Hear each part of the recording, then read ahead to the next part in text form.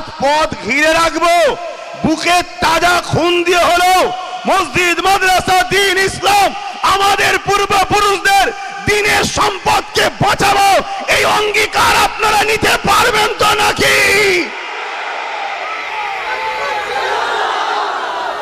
এই লড়াই আজকে শেষ নয়, আপনাকে প্রয়োজন হলে সব ত্যাগ করতে হবে। 1 মাস হোক, 2 মাস হোক, 4 মাস হোক, 5 মাস হোক, 1 বছর হোক, পশ্চিম বাংলার নাগরিক আমরা, পশ্চিম বাংলার রাজধানী কলিকাতার বুকে প্রয়োজন হলে 50 লক্ষ যুবক ছেলে, স্ত্রী, পরিবার, সন্তান, গ্রামবাসী ছেড়ে দিয়ে কলিকাতাকে 1-2-3 মাস, 1 বছরের জন্য প্রয়োজন হলেও দখল করে রাখবো, রাজি আছে? আন্দোলনে কে বলে? আন্দোলনে কে বলে?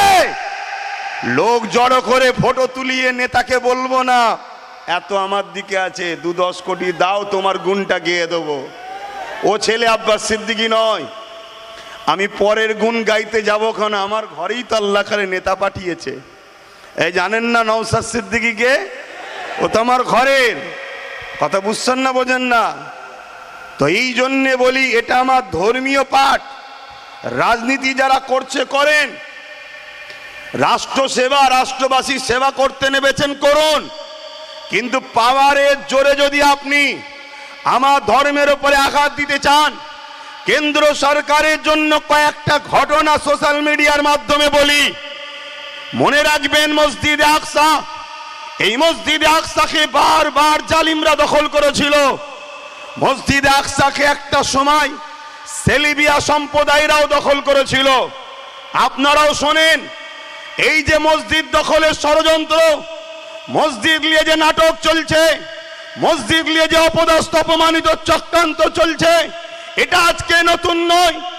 এর আগে ফারুকে মানুষের ভুলের জন্য, আমাদের নিউ জেনারেশনের জন্য কমসে কম আমাকে কথা বলা দরকার।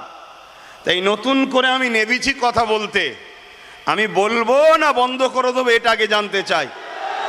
হাত তুলে সাক্ষী দিয়ে বলুন, বলবো না বন্ধ করে দেবো। ওপর নিচে ছাতে যে যেখানে আছেন হাত তুলুন, যারা বলতে বলছেন হাত তুলুন। এ কথা বলবো তো নাকি? কথা বলবো তো, কিন্তু কথা বললে শুধু শুনবেন না বিশ্বাসের সাথে সাথ দেবেন? আমার দেশের একজন মহানায়ক ছিলেন নেতাজি সুভাষচন্দ্র বসু। তিনি বলেছিলেন, তোমরা আমাকে রক্ত দাও, আমি তোমাদের স্বাধীনতা দেব। বলেছিলেন না? এই দেশের অনেকেই রক্ত দিয়েছে, তবে গর্বের সাথে বলছি, ইসলামের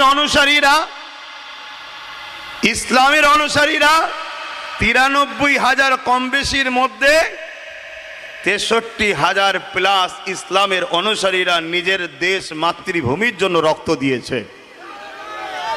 তো সেই জায়গাতে নেতাজির কথাকে সামনে রেখে আমিও আজকে সেই ভারতের নাগরিক হিসাবে যদি বিশ্বাস রাখতে পারেন, আমি আপনাদের কাছে কথা দিয়ে যাচ্ছি, আমার মুজাদ্দেদ জামানের রুহানি বাচ্চা ফকির সাহেব হুজুর নামে যিনি খ্যাত, সেই দরবার থেকে বলে যাচ্ছি, আপনারা যদি বিশ্বাসের সাথে লোভ না করে, গাদ্দারি না করে যদি আমার সাথ দেন, আগামী দিন ওয়াকফ কেন আপনাদের দিকে কেউ চোখ তুলে তাকাবার আগে সে নিজেকে অন্ধ ভালো মনে করবে।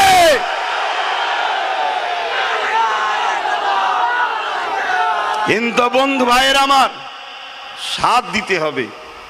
500 টাকায় যদি বিক্রি হয়, ওয়াকফ তো যাবে বাপ। 2 কেজি তেল, 1 কেজি চাল, আলু পেঁয়াজই যদি বিক্রি হয়ে যায়, তাহলে ওয়াকফ তো যাবে। এখন তো ওয়াকফ যাচ্ছে, একটু অপেক্ষা করুন না, ওয়াকফটা গেলে কি ভয়ানক পরিস্থিতি হবে সেটা শুনুন। আশা করছি এ বিষয়ে কেউ এখানে আলোচনা করেনি, কেন এত আলোচনা হচ্ছে আমি দেখছি। এই আলোচনা কোনো এক জায়গায় যেন কারো বিরুদ্ধে কারো পক্ষে হচ্ছে, কিন্তু আজকের আলোচনা অবশ্যই জালিমের বিরুদ্ধে, আল্লাহ রসুলের পক্ষে আমরা আলোচনা করতে এসেছি। 4 তাজা জনকে খুন করা হলো, পুলিশের গুলিতে তাদের জীবন চলে গেছে, এটাই সমাজ মাধ্যম দিয়ে যাওয়া যাচ্ছে। আজকে সেই সম্বল মসজিদে তালা মারা হয়েছে, আজান বন্ধ আছে, নামাজ বন্ধ আছে। আজকে বলুন, ঠিক সেম ভাবে মসজিদে আকসাকে সেলিবিয়ারাও কিন্তু আজান নামাজ একামত বন্ধ করে দিয়েছিল। কিন্তু একটা 9 বছরের বাচ্চা, নাম তার সালাউদ্দিন আইবি, 9 বছর বয়সে বাজারে যখন গেল মসজিদের মেহরাব কিনতে, আমি আজ মোদি বাবুকে জানাচ্ছি সোশ্যাল মিডিয়ার মাধ্যমে, আপনি এ খেলা বন্ধ করুন, না হয় কিন্তু ভয়ানক পরিস্থিতি হবে, ভয়ানক পরিস্থিতি হবে। এই ইতিহাস শুনে রাখেন। আমার ঘরের 9 বছরের বাচ্চার ইমানের কথা শোনেন। হযরতে সালাউদ্দিন আইবি তখন 9 বছর বয়স ছিল, দোকানে গেছে মসজিদের মেহরাব কিনতে, একটা সুন্দর মেহরাব পছন্দ হয়েছে, ওই মেহরাবটাকে নিতে চাইলো। দোকানদার বলল, বাবু এটা বিক্রি নাই, এটা গিফটের জন্য। সালাউদ্দিন আইবি বললেন, এটা আমাকে গিফট করা হোক। কিন্তু সালাউদ্দিন আইবিকে দোকানদার তখন বললেন, এটা তাকে গিফট করা হবে যে মসজিদে আকসায় এটা লাগাতে পারবে। তখন মসজিদে আকসা সেলিবিয়াদের দখলে রয়েছে, সেলিবিয়াদের হাতে আছে। পৃথিবীর তৎকালীন সময় শক্তিশালী তারা, আজ যেমন রাশিয়া বলুন, আমেরিকা বলুন, চীন বলুন, এরা বলে আমরা দাদা, তখন সেলিবিয়ারা ছিল পৃথিবীর দাদা। হযরতে 9 বছরের সালাউদ্দিন আইবি বলেছিল, ইনশাআল্লাহ এটাকে যত্ন করে রাখেন, আমি সালাউদ্দিন এই মেহরাবকে নিয়ে গিয়ে আল্লাহর ঘর মসজিদে আকসাতে আমি লাগাবো। কথা বুঝে আসছে? এখানে কোনো সন্দেহ নাই। তাই মনে রাখবেন, সাথ দেবেন তো নাকি? কথা বলুন, সাথ দেবেন তো? এ হাত সত্য তো? কিন্তু এ লড়াইটা তো অনেক বড়, এ লড়াই তো ছোট নয়। আমি তো, আমার আগে ভাই বলল, নিজের মুখে নিজের কি নাম করি বলেন না, নাউজুবিল্লাহ। বুঝাতে চাইছে যে বিশ্বাসটা হয়। কেন আমরা 2-5টা মুখ, আর আমার বিরুদ্ধে 2-5 লাখ মুখ। আমি আজ বুঝিয়ে যাব, কালকে 2-5 লক্ষ মুখ চারিদিকে কানে গুজুর গুজুর গুজুর গুজুর করবে। কারো গালে যদি বিষ ঢেলে দাও তবুও তার বাঁচার চান্স আছে, কিন্তু কারো কানে যদি বিষ ঢেলে দাও পুরো জাতিকে মেরে ফেলবে। তা গোপনে তো বিষ ঢালা হবে। তাই আমি কয়েকটা কথা প্রথমে বলছি, এ লড়াই অনেক দূর, এ লড়াই আজকেই শেষ নয়। আর আমি যেটা ধরি, ইনশাল্লাহ তার শেষ দেখা পর্যন্ত কিন্তু মাঠ ছাড়ি না। আপনারা বলুন, শেষ পর্যন্ত যতক্ষণ না কেন্দ্র সরকার তার অন্যায়কে বুঝে এই বিলকে প্রত্যাখ্যান না করবে, এ লড়াই আমাদের জারি থাকবে না থাকবে না? জোরে বলুন, থাকবে না থাকবে না? যদি সংখ্যাগরিষ্ঠ দেখে যদিও বিল বার করে লাই, আর বাকি সেকুলার গুলো ভণ্ডমি করে যদি পিছন দৌড়ে পালিয়েও যায়, আমরা জমের সময় তো হয়েছিল।